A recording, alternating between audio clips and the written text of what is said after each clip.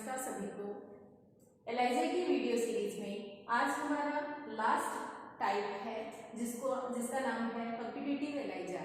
इससे पूर्व 3 टाइप हम डिस्कस कर चुके हैं, तो आज हम 4th टाइप पढ़ेंगे जिसका नाम है कॉम्पिटिटिव एलाइजा।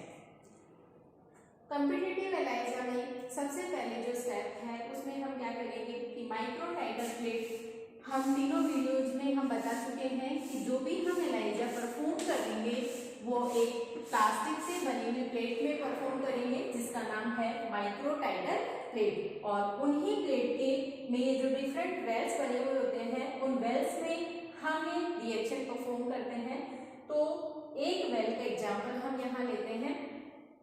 सबसे पहले जो स्टेप्स हैं उन स्टेप्स में हम क्या करेंगे, वेल्स की सरफेस क्योंकि इस तरह की मटेरियल से बनी हुई होती है, इसलिए जैसे ही हम यहाँ पे जिनका हम पेशेंट के अंदर टेस्ट करने जा रहे हैं, जैसे कि हार्मोन हैं, प्रोटीन्स हैं, पेप्टाइड्स हैं, एंटीजेंस हैं, एंटीबॉडीज हैं, वो सब आकर कहाँ अटैच हो जाते हैं, माइक्रो टाइगर प्लेट की सरफेस से।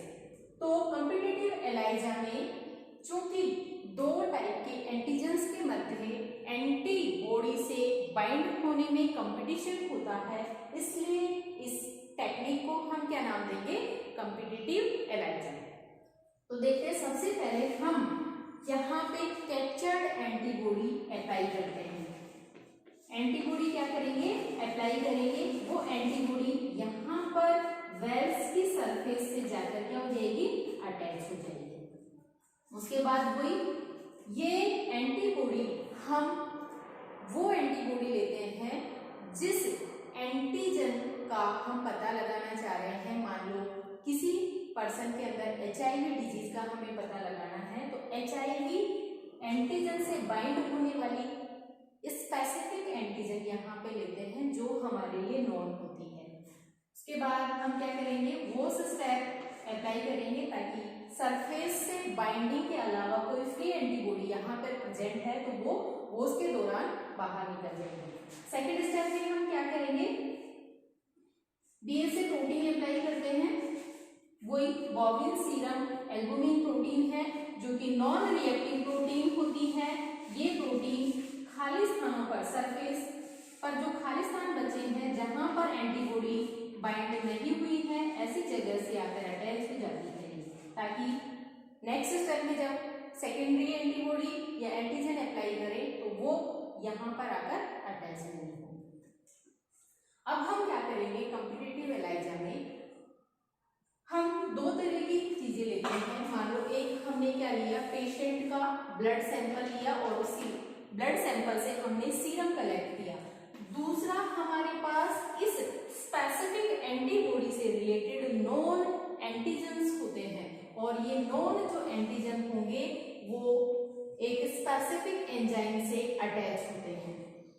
अब हम क्या करेंगे, जो हमने जिस पेशेंट में हमें HIV एंटीजन का टेस्ट करना है उस पेशेंट के सीरम में जो एंटीजन प्रेजेंट है और जो हमारे पास नॉन एंटीजन है उन दोनों को हम क्या कर देंगे, मिक्स कर देंगे। तो इसमें दोनों तरह के एंटीजन हमारे पास आ जाएंगे।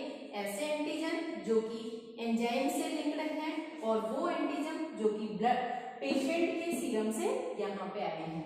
तो यहाँ पे जो हमने मिक्स किया है इसके अंदर दोनों तरह के एंटीजन हमारे पास है। एक एंटीजन जो एंजाइम से अटैच है और कुछ एंटीजन ऐसे हैं जो कि पेशेंट के सीरम से यहाँ आए हैं। अब इन दोनों को मिक्स करने के बाद हम क्या करेंगे कि वेल्स में इनको अप्लाई करते हैं, एंटीजेंस अप्लाई करेंगे, मिक्स किए हुए एंटीजन। तो यहाँ पे हमारे पास एंटीबॉडीज हैं। वो एंटीबॉडीज अगर मान लो पेशेंट के अंदर इस स्पेसिफिक एंटीबॉडी से रिलेटेड एंजाइम होंगे तो वो अटैच होंगे। दूसरे एंजाइम जो नॉन एंजाइम है वो इस एंटीबॉडी के स्पेसिफिक होते हैं। तो हमने यहाँ पे देखा कि एंजाइम्स आकर एंटीबॉडी से अटैच हो जाते हैं, जिनमें ज्यादातर एंजाइम क्या होंगे, दोनों तरह की पॉसिबिलिटी है कि अगर मान लो पेशेंट के सीरम में इन एंटीजन की मात्रा बहुत ज्यादा है तो वो एंटीबॉडी से आकर ज्यादा अटैच होंगे, क्योंकि कंपटीशन हो रहा है दोनों में। अगर पेशेंट के सीरम में HIV जो है उसके एंटीजन कम है तो ये एंटीजन ज्यादा आकर यहाँ पे क्या होंगे, एंटीबॉडी से अटैच होंगे। नेक्स्ट स्टेप में हुई, इसका पता कैसे लगाते हैं हम, अगले स्टेप के द्वारा। यहाँ पे हमारे पास क्या है, एंटीबॉडीज हैं और इन एंटीबॉडीज से मान लो दोनों तरह के एंजाइम आकर अटैच हो रहे हैं, एंटीजन आकर अटैच हो रहे हैं। जो एंजाइम से लिंक्ड है वो एंटीजन भी, और जो एंजाइम से लिंक्ड नहीं है, पेशेंट के सीरम से आए हैं, वो एंटीजन भी यहाँ पे अटैच है। अब हम यहाँ पे क्या करेंगे, सबस्ट्रेट अप्लाई करते हैं। सबस्ट्रेट कैसा होगा, एंजाइम स्पेसिफिक सबस्ट्रेट होगा। हमने बात करी थी कि जो एंजाइम होता है HRP होता है और एल्केलाइन फोस्फेट, हॉर्स रेडिस पेरोक्सिडेज और एल्केलाइन फोस्फेट, दो तरह के एंजाइम यहाँ हम यूज करते हैं जो एंटीजन और एंटीबॉडी से अटैच किए जाते हैं, एलाइजा टेक्निक में जो काम में लिए जाते हैं। तो जैसे ही हम यहाँ पे सबस्ट्रेट अप्लाई करेंगे, ये सबस्ट्रेट चूंकि एंजाइम स्पेसिफिक होते हैं तो ये अगर एंजाइम यहाँ प्रेजेंट है तो उससे रिएक्शन करेगा। और उसका पता हम कैसे लगाएंगे, अगर मान लो हमारे पास कलर्ड सॉल्यूशन आ रहा है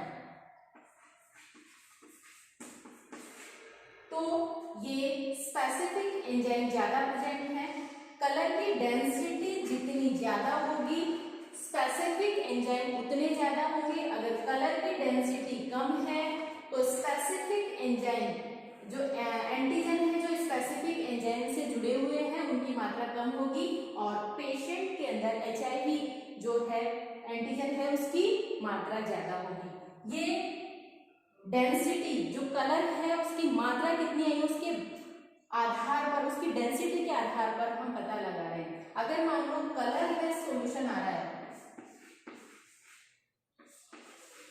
कलरलेस सॉल्यूशन आ रहा है, इसका मतलब स्पेसिफिक एंजाइम से जुड़े हुए ये एंटीजन कम है और इसकी अमाउंट ज्यादा है जो हमने पेशेंट के सीरम से लिए हैं। इस तरह से डेंसिटी के आधार पर हम पता लगाते हैं कि उक्त पर्सन में किसी एंटीजन की मात्रा कितनी ज्यादा है या कितनी कम है।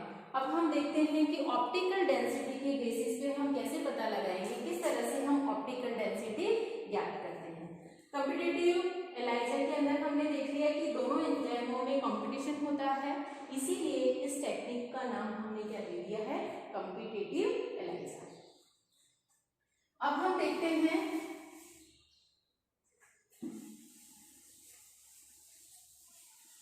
ऑप्टिकल डेंसिटी ज्ञात करने के लिए सबसे पहले हम जो माइक्रोटाइटर प्लेट है इसमें नॉन कंसंट्रेशन में क्या करेंगे, नॉन कंसंट्रेशन इनवर्स में लेंगे और उसके आधार पर हम एक स्टैंडर्ड कर्व बनाते हैं। मान लो हमने कंसंट्रेशन ली 10, 20, 30, 40 और 50। इस तरह से ऑप्टिकल डेंसिटी हमारे पास 1, 2, 3, 4 और 5 आई है। इनके बीच में एक स्ट्रेट लाइन कर्व बनता है। ऑप्टिकल डेंसिटी 1 है तो कंसंट्रेशन अगर हमने जो सैंपल है उसका 10 ली है तो ऑप्टिकल डेंसिटी 1 आई है। ऐसे ही 20 लिया है मात्रा तो 2 आई है। 30 अगर कंसंट्रेशन या अमाउंट ली है तो 3 आया। इस तरह से हमारे पास एक स्टैंडर्ड कर्व प्राप्त होता है। तीसरा, जब हमारे पास सैंपल अननोन होता है तो उसकी डेंसिटी के आधार पर, उसकी कलर डेंसिटी के आधार पर उसकी अमाउंट को हम ज्ञात करते हैं। ये क्या है, ऑप्टिकल डेंसिटी है।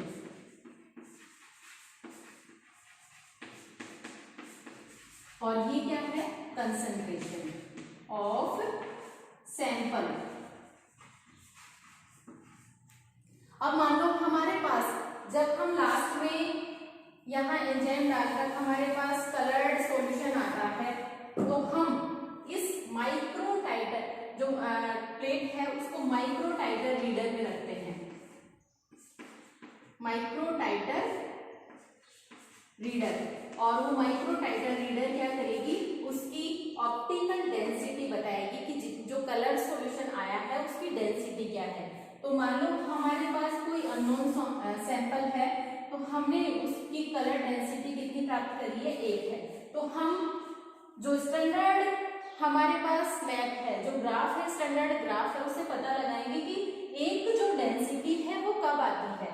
तो ऑप्टिकल डेंसिटी अगर किसी सॉल्यूशन की 1 आई है तो उसमें सैंपल की कंसंट्रेशन कितनी होगी, 10।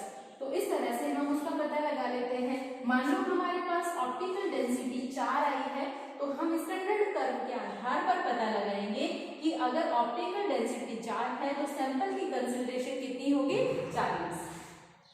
इसके बेसिस पे हम क्या करेंगे, जो हमने एंटीजन और एंटीबॉडी का टेस्ट किया है, यहाँ पे हमने जो सैंपल लिया है उसमें कितनी मात्रा उसकी है, वो ऑप्टिकल डेंसिटी के आधार पर हम पता लगाते हैं।